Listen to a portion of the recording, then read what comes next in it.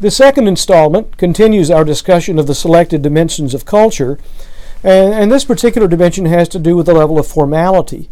There are some cultures, particularly high context cultures, that prefer a lot more formality, whereas those low context cultures are more comfortable with, or let's say they place less emphasis on tradition, ceremony, and social rules. I don't know how many of you may have actually participated in a Japanese tea ceremony. If you saw the movie Karate Kid 2, that's the one where Daniel and Mr. Miyagi go to Okinawa there, and Daniel's able to participate in a tea ceremony, and it's a very rigid, formal, serious thing. As a matter of fact, when he starts to make a joke, he gets the look from the young lady that tells him he's really stepped over the line a bit. My wife and children and I participated in a tea ceremony in California some years ago, and it's an hour long. It's very tedious, and probably to a lot of Americans would seem to be a waste of time and a waste of effort to see the amount of detail and conscientiousness that goes into even the most menial, the slightest of actions. There's a lot really to admire about that, but let's just say that some cultures, like Japanese culture, place a great deal of emphasis or importance on these traditions and things, the expressions of formality, like the tea ceremony, whereas North Americans and most Western Europeans tend to downplay the importance of those things. Communication styles can vary widely based on this distinction between high context and low context cultures. High context cultures rely on nonverbal cues and the overall picture, the setting, as it were, to communicate the message. Meanings are embedded at many social levels. Low context cultures emphasize words, straightforwardness, and openness, and people tend to be very informal and somewhat impatient. We want to get to the point. We take things very literally. This is something that probably came to the forefront of, let's say, awareness in management styles sometime back in the 70s and 80s, as the Japanese presence in the United States, and particularly the growth of Japanese auto companies, was becoming well known. The Japanese represent a very high context culture where building of relationships over time is extremely important. And being, as we are, very action oriented, particularly as Americans, probably as much so as any culture, we want to get in there and get things done. And so a tremendous number of mistakes that were made on both sides, really, because Americans wanted to get in there and seal the deal, and the Japanese wanted to delay things. And very often this communication style, the high context culture, because it relies on nonverbal cues, they might have a way of saying things that in fact, many Americans would think to be less than straightforward.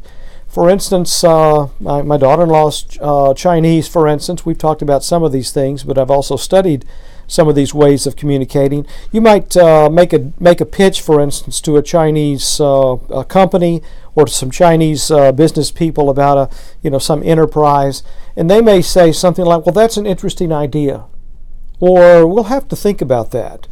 And of course, if they say that's an interesting idea, you think they're interested. And they say, "We'll have to think about it." You think they're interested. It just they may need more information, a little more time. But in fact, that probably is simply saying no. And they don't want to say no to you because that would be very offensive. And so a saving face, keeping you from being, or anyone keeping themselves, but keeping any business associate from being embarrassed by being rejected. That's something they will avoid. And so many Americans looking for straightforward cues like "no, thanks, we're not interested," or "don't call us, we'll call you," they'll never get that from a Chinese or a Korean or a Japanese company. And so they think they've still got a chance to make the deal, and yet the Japanese or Chinese have said as clearly as they're willing to say, "No, we're not interested in this." And so you might have some Western companies, Western business people, they feel like they've been misled, like the high context culture person is leading them on and not really is wasting their time. So it's something important to remember. Time orientation. In certain cultures, time is unlimited and never-ending. We have seen circumstances, for instance, of course, where you go to Uganda and there's a church service that ideally, or let's say on the record, begins at 10 o'clock, but in fact, it probably won't, maybe by 10:45 or something like that, and maybe not even then. When it gets started, it's going to continue until the event is over, and that's not going to be determined by any particular clock.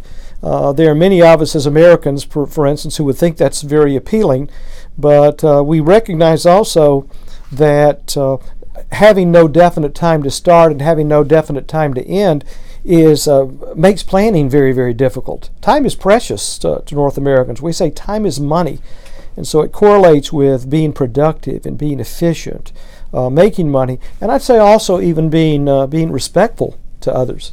Years ago, we lived in Malibu, California for several years, and we worked with, I worked in the, I was a volunteer with the Youth Soccer Association there. And there was a saying even in Malibu, somebody would say, if you're going to meet at 10 o'clock, they would say 10 o'clock, not Malibu time. And what they would mean by that is 10 o'clock, not 10:15, not 10:20 or 10:30. So it's kind of funny that Malibu was characterized by this sort of lackadaisical attitude toward the clock. One thing we found, for instance, in the scheduling soccer matches, that if the matches were supposed to start at 8:30 in the morning, if you didn't have sufficient numbers, to actually start at 8:30, then maybe you'd have them by 8:45, and so the game would start. And then, of course, if that continues throughout the day, a series of games, each one is just delayed a bit more and a bit more until finally maybe games that were supposed to end by 3 o'clock are not even, the schedule's not even done by 5. We decided, it was really disrespectful to people's time. And so we said, tell you what, games are not, if whether or not they start on time, they're going to end on time. And so what that meant was if you want your child to play, you've got to get them there at the time the game is going to start. Because if the game starts 15 minutes late, that's just 15 minutes of playing time your kid's not going to get. And at first it was it's pretty difficult, for some. You've got kids that are there on time, and you've got some people that that aren't, and they had to put pressure on each other, as it turned out. But for us, it was a matter of showing respect for everyone's schedule. And so, anyway, this notion of time limitation, whether it's in South or Central America, or whether it's in Africa, or wherever it might be, we might find it sort of appealing. Take it easy, and not necessarily be tied to a particular clock. But the fact is that there are good reasons to keep a schedule, to make a schedule, and try to stick with it. Here's a table, I suppose, that shows maybe where different companies would rate on this high versus low context cultural stratum. And you can see North American, Scandinavian, German there at one end, Japanese, Arabic, Latin American, and others. I'll be interested in class maybe to see what your responses are to some of these, maybe what your own experiences are. In achieving intercultural proficiency, we want to avoid ethnocentrism. It's a natural tendency for us to think that the way we grew up doing things is a better way to do it. It's superior. It makes sense to us. And it's proven, I suppose, it got us where we are. But realize that there are always other things to appreciate about other cultures. And there's not any particular culture, I'd say, that's got it all right. Bridge the gap, that is the cultural gap, by adopting attitudes of tolerance. Extend grace. Right of way is something to be given, not taken. That was something I remember from reading when I came to Alabama about 14 years ago and had to take the Alabama driver's license test. There was a comment in there, or a statement that said, right of way is always something to be given, not taken. And I thought that was a good way of putting that. There are some people that believe that in a setting where you've got different cultures, where people have to give a bit, that others have to give for them. They don't see that the way they do, that they have anything to learn with respect to getting along with others, or respecting other people's time, or dietary requirements or space or whatever. Saving face, be sensitive to the dignity of others, one's image or place in society. That's extremely important. And it can make it in certain cultures, in high context cultures. Some of you are familiar with, even from World War II, maybe the suicides among Japanese soldiers, particularly officers who had failed in battle or something like that, that killed themselves rather than to live with the dishonor of failure. We don't have that same concern, and frankly, I'm very glad that we don't in Western culture, for the most part, particularly in Christian circles. We believe in confessing our wrongs and asking for apologies from others. Patience, pauses in conversation are problems for many Americans, not for many Asians. We feel like the space has to be filled with noise, or we lose interest, or somebody's failed in the conversation. But that's showing more patience, living with delays, and realizing that, for instance, modes of transportation are different in other places. That's something many Americans need to adapt to when they travel overseas. Improving communication with intercultural audiences. There are a lot of ways that we can, let's say, reach out to others. Learn foreign phrases.